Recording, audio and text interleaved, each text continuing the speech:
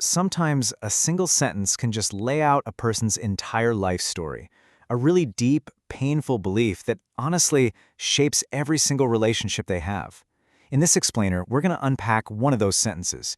We're going to follow a thread from this really hardened conclusion about love, trace it all the way back to the beginning, and figure out not just where it came from, but maybe, just maybe, how to rewrite the whole story.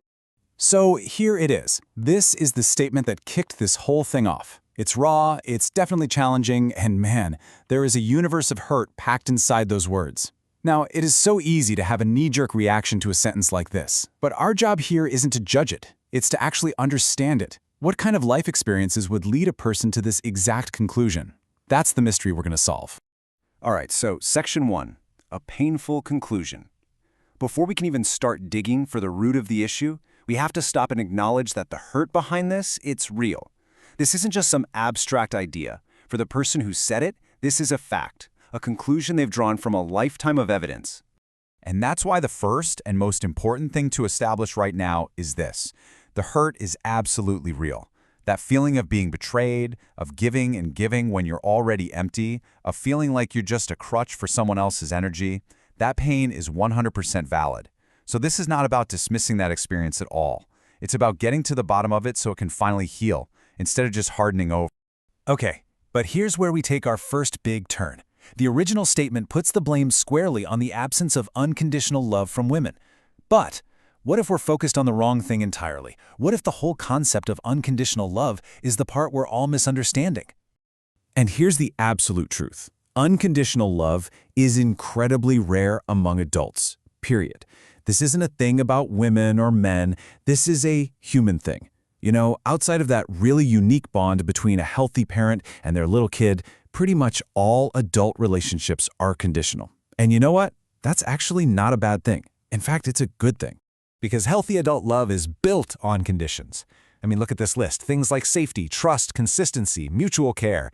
These aren't bugs in the system. They're the features. They're the very foundations of a real relationship. Without them, you don't have love, you just have a drain. So the problem isn't that love has conditions. The problem is what happens when these basic, essential conditions aren't being met. Okay, so if the real issue isn't about adults and unconditional love, then where does this super deep-seated belief, this specific pattern of getting hurt over and over, where does it actually come from? Well, for that, we've got to go back, like way, way back. Because the answer to why he feels this way, it's not found in the betrayals he's faced as an adult. Nope. It's hidden in the very first lesson he ever learned about what love is. And, more importantly, what it isn't. And this right here, this is the origin story. It started with a punishment, getting whooped with a broom by his mom. But that wasn't the real wound. The real wound was what happened next. The absence. She never came back to check on him, to comfort him. And then he started noticing something. He'd see other kids get in trouble, but then their parents would come back and rescue them, hug them.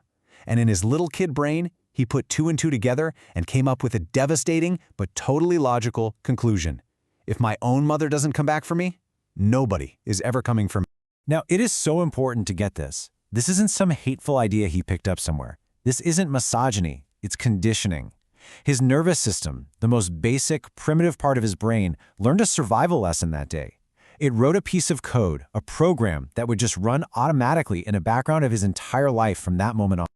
And what did that code actually say? Well, you can see it right here. Lesson 1, when you're hurting, women leave. Lesson 2, men, like his brother in this case, they stay, even when everything is falling apart. And the main operating system running underneath it all? Love is not safe. That conditioning became the filter through which he would see everything and everyone. So this brings us to our third part, the unconscious cycle. See, a childhood wound like this, it doesn't just stay in the past. It actively goes out and creates a future that looks exactly like it. It becomes this tragic, self-fulfilling prophecy.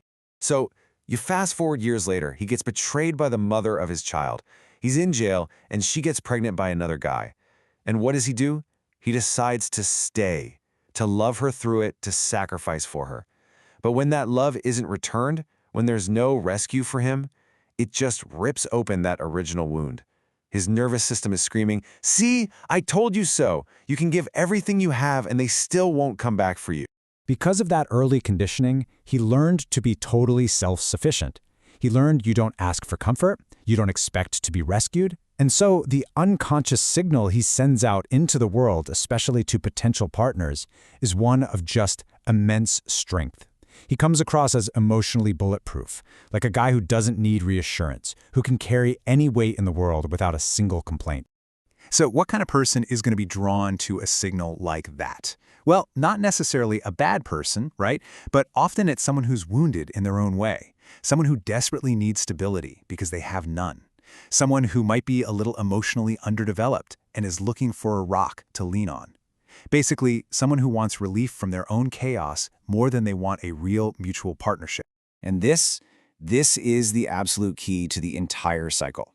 His strength, which was born from his own wound, looks like a safe harbor to another person who isn't whole yet themselves. It's this perfect but tragic lock and key system where two different sets of trauma just click together. He gives, they take, and that original pattern from his childhood gets repeated again and again. But hold on, it gets even deeper. Because attracting these kinds of partners is one thing. A lot of people do that. The really critical piece of this whole puzzle is why he stays, even after being betrayed, even when he knows he's being drained dry. He stays because his own pain has given him a kind of superpower, empathy. He sees their wounds. He gets the backstory behind their behavior. And here's the most powerful part. On a deep, deep unconscious level, he cannot bring himself to abandon someone in their time of need because he knows exactly what it feels like to be the one who is left all alone. He is trying to give the rescue that he never, ever got.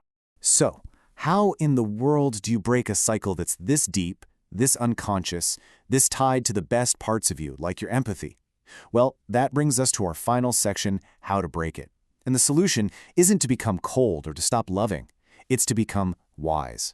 And the source material offers this brilliant, almost surgical tool to do it. It's called the small no test. Early on in a new relationship, you just run this simple test. You can say no to a tiny request. You can set a small boundary. Or you can just say you're unavailable one time. Then you watch. And you don't just listen to their words, you watch their actions. How does their energy actually adjust to your limit? And this chart lays out the two completely different responses you'll get. A healthy, mature partner, they'll accept it. They'll stay warm, they won't punish you for it.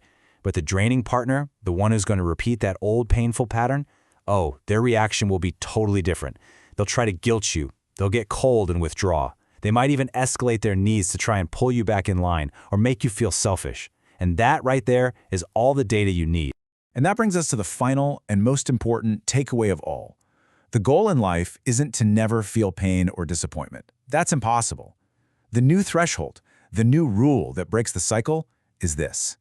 You decide you will never again tolerate being punished for having